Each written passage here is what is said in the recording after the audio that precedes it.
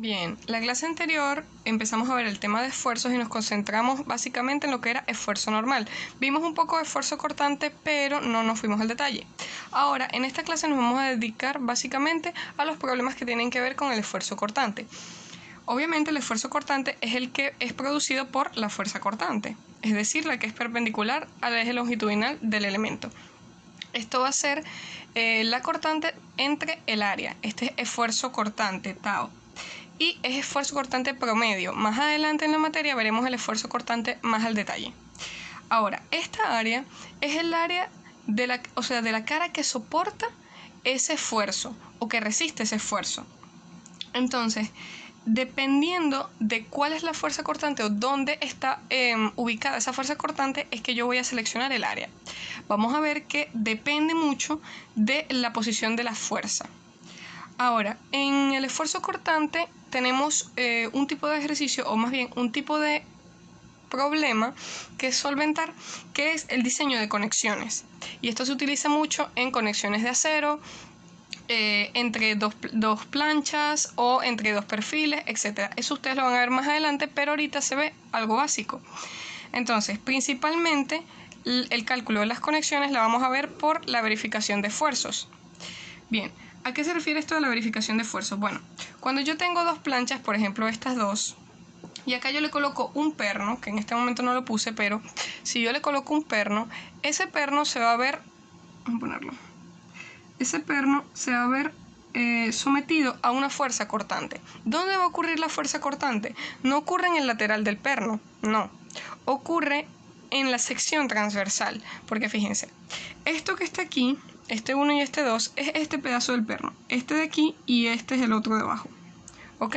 Entonces, básicamente esto está puesto así, el perno está en el medio y él se va a ver sometido a una fuerza cortante porque va a tender, este lado va a tender a jalarlo hacia acá, el otro va a tender a jalarlo hacia acá y va a haber una fuerza cortante aquí. Entonces, esa fuerza cortante ocurre en la sección transversal. Esto, si yo intento hacer el equilibrio en este elemento, fíjense que yo paso el valor de P para acá, este en sentido contrario, y vean que está en equilibrio. P va en sentido contrario, sentido contrario, sentido contrario. Entonces, básicamente, ¿dónde ocurre el esfuerzo cortante? Aquí. Fíjense, esta es la sección transversal y P es paralela a esa sección transversal. Esta no es paralela, esta es perpendicular a esta área. ¿Se ve?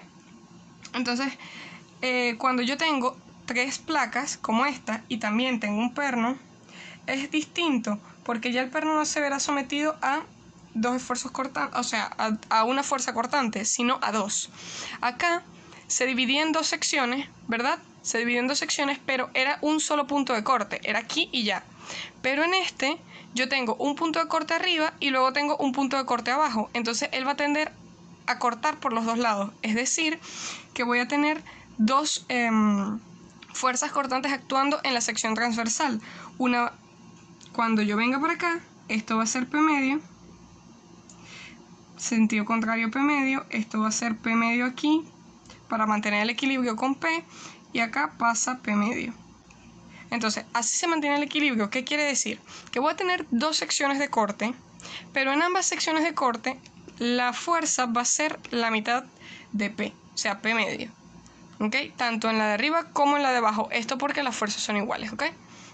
Entonces, ustedes tienen que tener en cuenta esto, cuál es la fuerza que yo le tengo que colocar y cuál es el área. Entonces, si tengo cortante simple, simplemente es la fuerza. Es la fuerza y el área de sección transversal va a ser el área que resiste ese esfuerzo. Y cuando tengo cortante doble, voy a tener la fuerza a la mitad, va a ser la cortante, y voy a tener dos secciones, una acá y una acá. Vamos a calcular un ejemplo para que se entienda mucho mejor este tema. Ok, este es el ejemplo 1. Esto es un ejemplo clásico que yo coloco en mis parciales casi todos los semestres. Entonces, dice, dos placas de acero de 10 milímetros de espesor están unidas entre sí como se muestra en la figura. Ok, están así. Fíjense, transversalmente es esto. Son dos placas. Por medio de dos tornillos de 20 milímetros. Ok, que se ajustan estrechamente en los agujeros. Si la junta transmite una fuerza de tensión de 45 kN, es decir, esta fuerza es 45 kN, determine. Ok, vamos a ir determinando mientras vamos leyendo. La primera dice, el esfuerzo normal promedio en las placas en una sección donde no hay agujeros.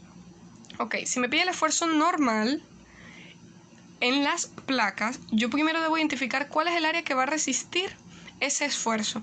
Y lo segundo que debo identificar es cómo tiene que ser la fuerza. Si es esfuerzo normal, la fuerza tiene que ser perpendicular al área que lo resiste. Entonces, si es en una sección donde no hay agujeros, yo voy a realizar un corte por acá. Ok, aquí no hay agujeros. Entonces esto va a ser A'. Entonces bien, para el caso A, yo voy a tener esta sección, yo la voy a cortar, la voy a poner aquí como se ve lateralmente, se ve así. Se ve así.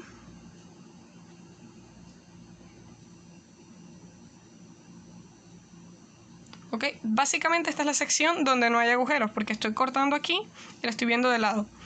¿Y dónde viene la fuerza? Bueno, la fuerza viene perpendicular. Esto que es igual a 45 kN. Ok, ¿cuál es el área de la sección que lo resiste? Esta que voy a marcar aquí. Esta es la que vamos a marcar. Ahora, ¿cuánta altura tiene esto? Bien, eso tiene 10 milímetros de espesor, que es lo que nos decían. Cada placa tiene 10 milímetros de espesor. Ok, estos son 10 milímetros. ¿Y cuánto es esta longitud? Bueno, esta longitud es 150 milímetros. Entonces ya yo sé cuál es el área, ya yo sé cuál es la fuerza, puedo determinar el esfuerzo normal. Este es el más sencillo de calcular. Esfuerzo normal es igual a 45 kN dividido entre, entonces multiplico 150 por 10 entre 1000 al cuadrado para pasarlo a metros cuadrados. Y ustedes dirán, dijimos que nos íbamos a enfocar en esfuerzo cortante, pero estamos calculando esfuerzo normal. Lo que pasa es que en las conexiones yo no solamente tengo que verificar el cortante en los pernos, sino que también debo confirmar que los esfuerzos de aplastamiento y los esfuerzos normales en las placas resistan. Entonces también debo hacer cálculo de esfuerzo normal. Ambos temas están correlacionados. Bien, esto me da 30 megapascales. Estoy poniendo megapascales. Obviamente cuando calculé me dio en kilopascales y lo dividí entre 1000 y por eso da esto. Ok, segundo. En la segunda me dicen, determine el esfuerzo normal promedio en la sección crítica. Ok, ¿cuál es la sección crítica? La sección crítica es donde ocurre el mayor esfuerzo normal. ¿Y dónde ocurre el mayor esfuerzo normal? Donde hay la menor área que resiste. ¿Dónde hay la menor área que resiste? Justo acá, donde están los pernos. ¿Por qué? Porque ya no va a ser el área completa, porque aquí va a haber unos huecos que van a ser los pernos. Entonces esta va a ser BB', la sección crítica. Entonces voy a poner aquí el dibujo de cómo sería la sección crítica. Ok, sería algo más o menos como esto. Fíjense que tengo los dos huecos de los dos pernos. Bien, el espesor de esto sigue siendo 10 milímetros, obviamente.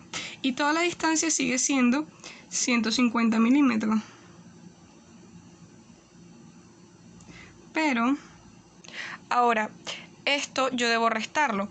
Cada perno tenía 20 milímetros de diámetro, que era lo que me decían. Entonces esto es 20 y esto también es 20.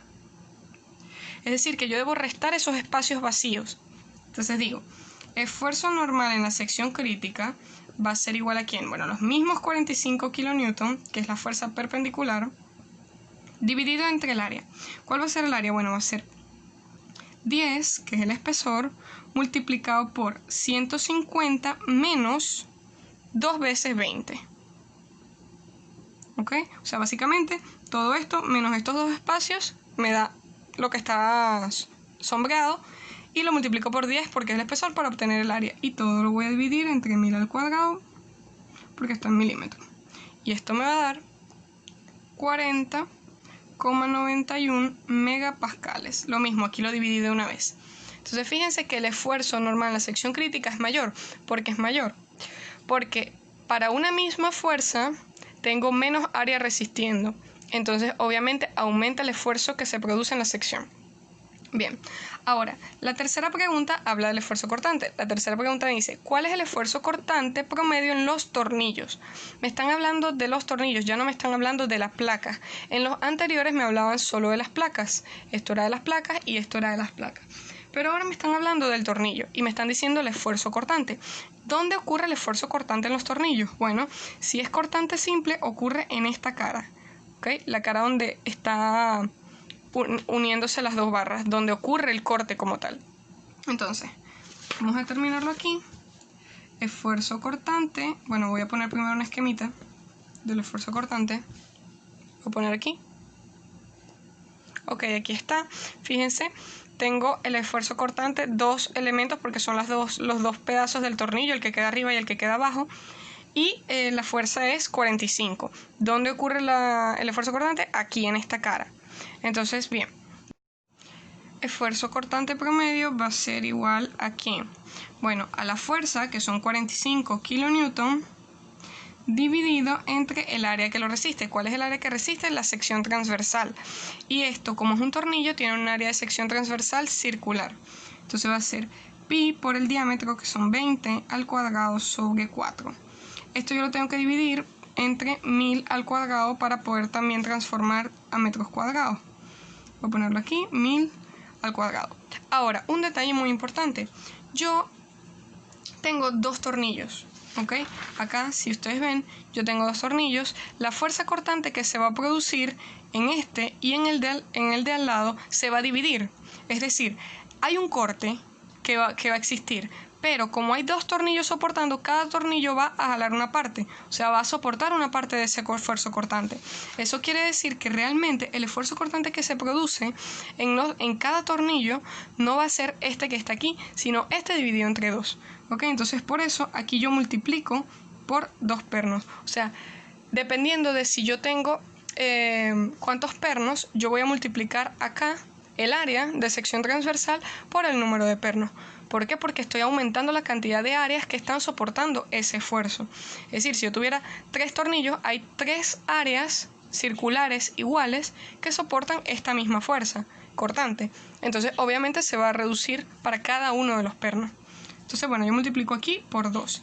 Y esto me da 71,62 megapascales. Ok, por último, me piden el esfuerzo de aplastamiento promedio entre los tornillos y las placas. Y esto es importante porque me dice esfuerzo de aplastamiento y es entre los tornillos y las placas, o sea, no es solamente de los tornillos y solamente de las placas. Ok, ¿dónde ocurre ese esfuerzo de aplastamiento? Ok, ese esfuerzo de aplastamiento ocurre aquí. Fíjense, esto que está aquí y esto que está aquí, como están siendo alados, van a generar un esfuerzo que comprime. En este caso comprime, pero pudiera también traccionar el tornillo en este lado, en el lateral. Fíjense, esto está haciendo así y esto que está marcado va a generar una presión sobre el lateral del tornillo. Entonces, ese esfuerzo de aplastamiento es el que producen las placas sobre los tornillos. Entonces ustedes dirán, bueno, es un esfuerzo normal, ¿cierto? Porque como es perpendicular a la cara del tornillo, entonces tiene que ser esfuerzo normal. Sí, es un esfuerzo normal. Esfuerzo normal de aplastamiento. Ahora, ¿cuál es la diferencia? Bueno, acá yo voy a tener esa misma fuerza, P, va a ser la fuerza que produce el aplastamiento, los 45 kN. Pero, ¿cuál es el área que resiste? El área que resiste ese esfuerzo de aplastamiento, como ya les dije, era el lateral del tornillo. Y si es el lateral del tornillo, el tornillo es un cilindro, ¿verdad? Esto es así. Ustedes tienen esto. Tienen esto. Ok, es esta cara.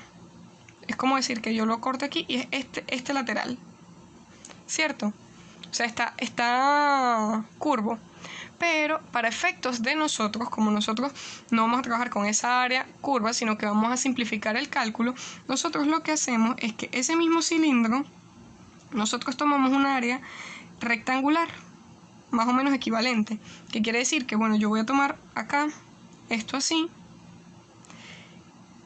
y el área rectangular que está aquí es el área que yo digo que va a soportar ese aplastamiento. ¿Okay? Es como simplemente cortar el cilindro por la mitad y tomar una sección rectangular. Entonces esa sección rectangular va a tener un ancho, que es este, que ¿cuál va a ser? El diámetro. El diámetro porque fíjense, es básicamente como que lo corté por la mitad. Esto sigue siendo la misma longitud. Entonces esto es 20 milímetros. ¿Y esto cuánto va a ser? Bueno, esto es 10 milímetros. ¿Y por qué es 10 milímetros? Porque si ustedes se dan cuenta, yo tenía que cada una de las placas tenía 10 milímetros de espesor. O sea, esto es 10 milímetros y esto también es 10 milímetros. Ok, y esto que yo estoy tomando, ¿dónde es? Esto es uno de los laterales. Esto es esto. Aquí está este cilindro.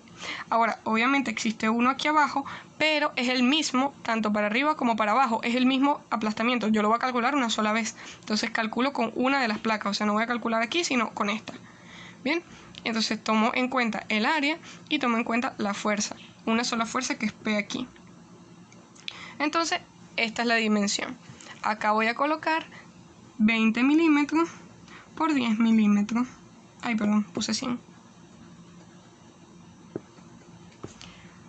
Por 10 milímetros, lo divido entre 1000 al cuadrado y ahora, un detalle, yo tengo dos pernos, es decir que voy a tener dos áreas iguales que esta, una aquí y la otra atrás, que van a soportar ese aplastamiento. Por lo tanto, yo voy a multiplicar esto aquí por 2 y eso me da 112,5 megapascales.